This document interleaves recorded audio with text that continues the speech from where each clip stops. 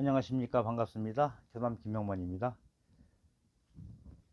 천자문으로 1000개의 자형을 알아내자, 알아보자. 뭐 이 정도로 할 수 있겠죠.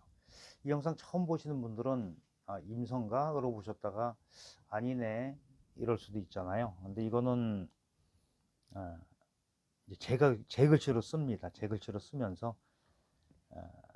이 해설을 어떻게 하면은 당정하게 나만의 글씨로 쓸 수 있나라는 약간의 힌트를 주는 그런 영상이라고 보시면 돼요.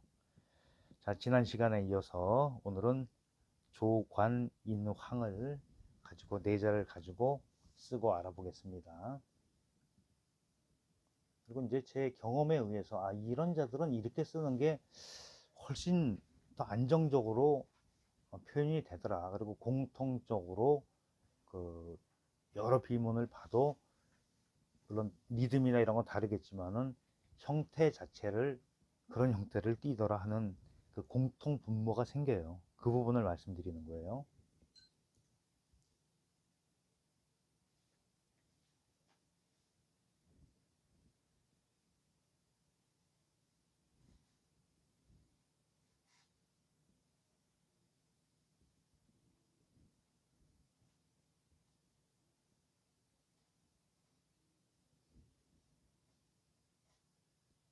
그리고 여기 쓰는 글자들은 그냥 활자체 위주로 지금 씁니다. 그리고 어떠한 리듬이나 이런 거에 대한 거는 제가 뭐 기법에 대해서는 설명을 안 드려요. 일단은 조형을 짜임을 어떻게 하냐, 결구를 어떻게 맞추느냐에 중심을 두고 있다고 다시 한번 강조드리고요.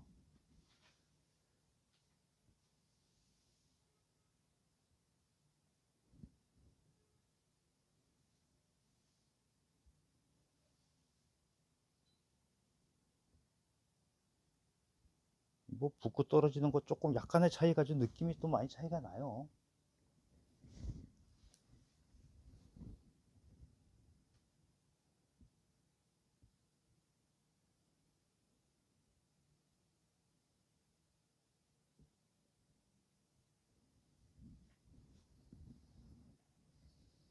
이 황자 같은 경우도 보면은 이제 그런 공통 분모들이 생기는 부분을 알 수가 있어요. 일단 저는 머리를 좀 크게 하려고 합니다.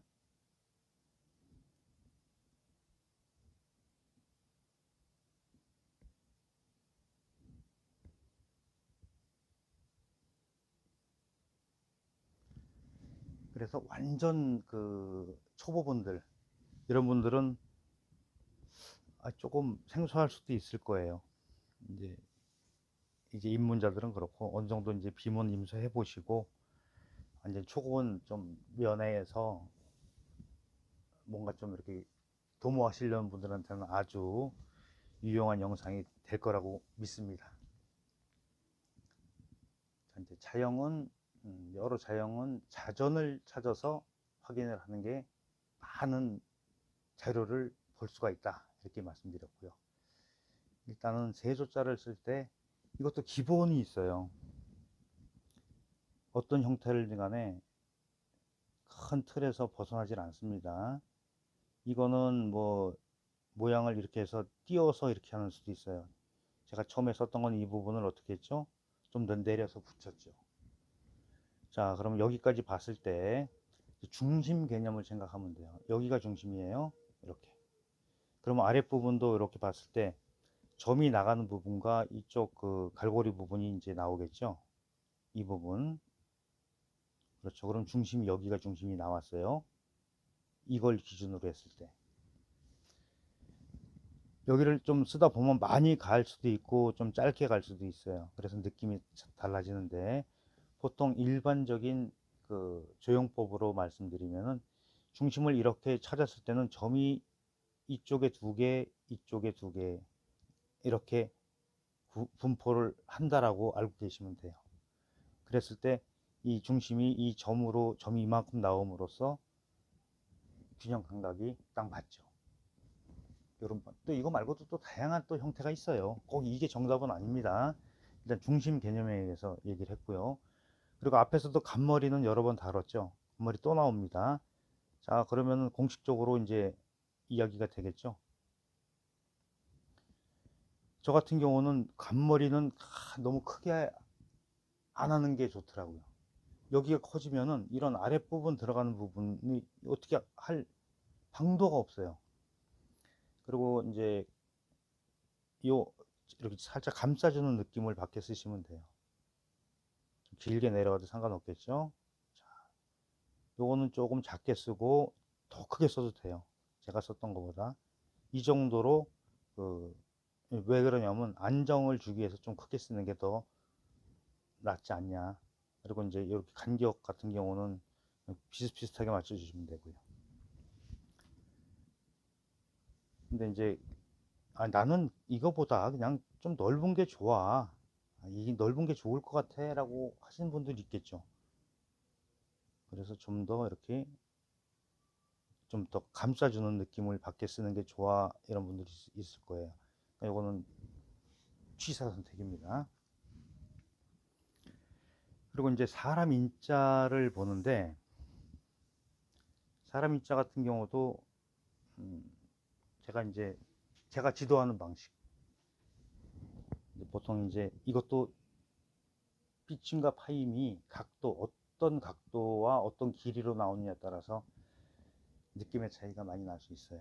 자, 우선 45도 각도 정도로 이렇게 내려오죠. 그러면 이거를 3등분 한번 하는 거예요. 3등분을.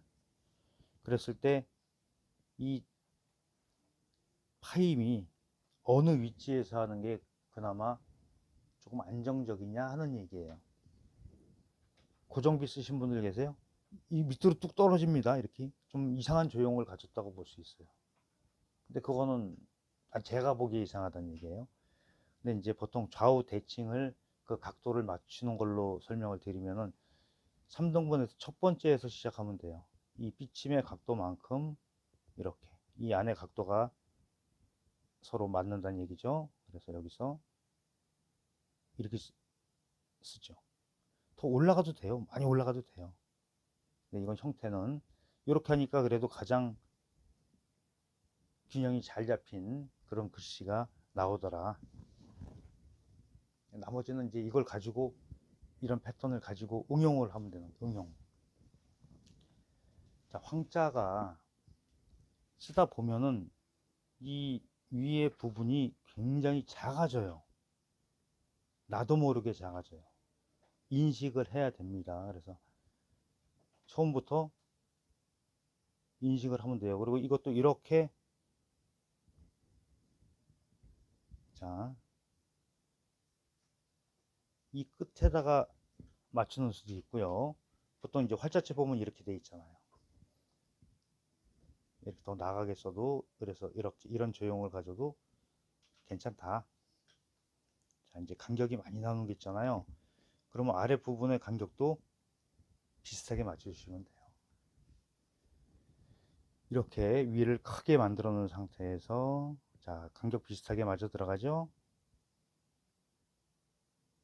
이렇게 하고 자, 만약에 여기를 이렇게 길게 뺐어요. 이거는 꼭 이렇게 하라는 얘기는 아니고요. 이런 방식도 있다. 그러면 이제 무게 중심이 일로 넘어갈 것 같으면 이쪽 끝으로 다시 맞춰주시면 돼요.